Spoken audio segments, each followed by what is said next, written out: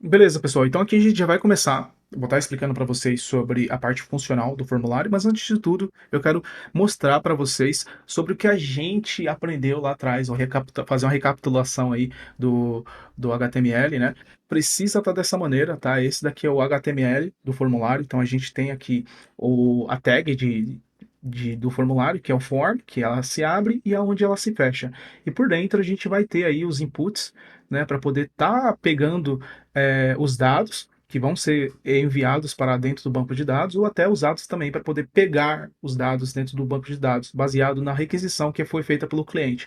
Então aqui a gente pode ver que existem um, dois, três, quatro inputs normal e um input para fazer submit. Você pode ver que cada um tem o seu tipo, né? Um é password, o outro é e-mail e dois são textos. Se a gente seguir mais para frente e fazer a renderização desse formulário na página web, a gente vai ver que ele fica dessa maneira. Mas aí, eu quero falar para vocês, né, a gente vai estar com o formulário aí, aqui, mas e se não existir uma validação desses dados, tá? Se a gente só enviar esses dados para dentro do banco de dados sem nenhuma validação, sem nenhuma higienização desses dados, como é que fica? O que que acontece? Então, vou estar explicando para vocês nessa animação a seguir. Então, vamos supor aqui que tem o usuário, né? Ele está aqui, existe um formulário aí do sistema, e esse sistema não tem nenhuma validação. Tá? Então ele pode vir aqui, né, que a gente vai ver aqui o banco de dados, ele vai enviar um formulário normal, é correto, o banco de dados vai aceitar, vai enviar um formulário aqui com campo faltando, o banco de dados vai aceitar também, vai ser inserido no banco de dados e vai enviar dados ou formulários com dados incorretos para aquele tipo de input, tipo de campo, né? Que deveria ser, vamos supor, aqui é um número, mas foi mandado no texto ou foi mandado uma data, né? No lugar de uma data foi inserido um código, um número, seja ele qual for.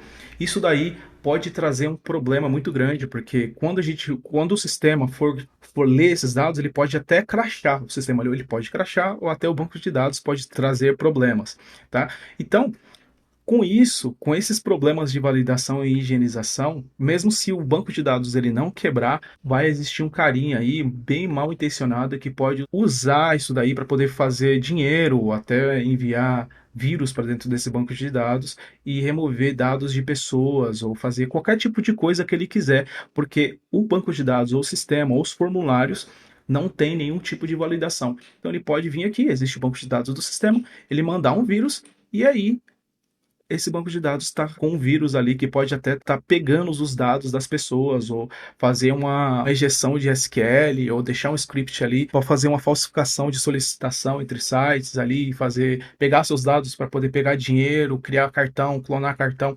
Tudo isso daí existe, isso é real.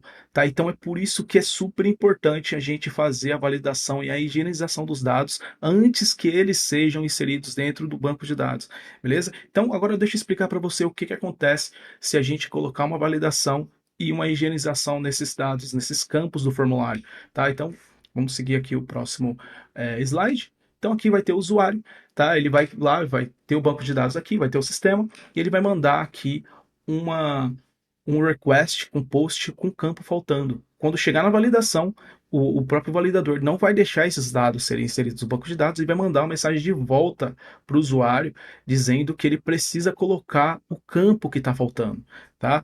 E tá bom, vai ver que é ali que está faltando e vai tentar mandar, e às vezes esse campo que ele mandou errado. Então, às vezes ali é uma data, ele colocou um número só, colocou um ano que não deveria ser um ano, ele precisava colocar um mês também. E aí o validador vai falar: não, esse campo está errado, esse campo não é para ser mandado assim. Tá? Então vai lá e arruma, ele vai conseguir, ele vai e arruma, aí sim o banco de dados, o validador do sistema, ele vai higienizar esses dados, vai ver que os dados estão corretos, e aí sim os dados serão enviados para o banco de dados corretamente com o formulário.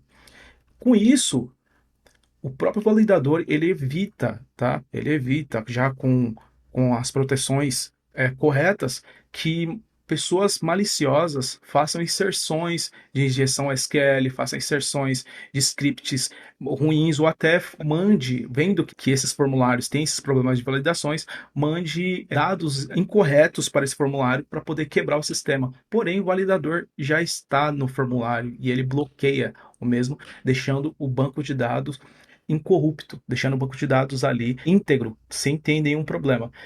E é aí que entra o Django, tá? Então o Django, como eu disse para vocês, ele é um sistema que ele já vem com baterias, é um framework que ele já vem com baterias inclusas, que é o sistema de autenticação, que vai ser o próximo módulo que eu vou estar explicando para vocês, e o formulário. Então, o formulário do Django, ele é muito enxuto.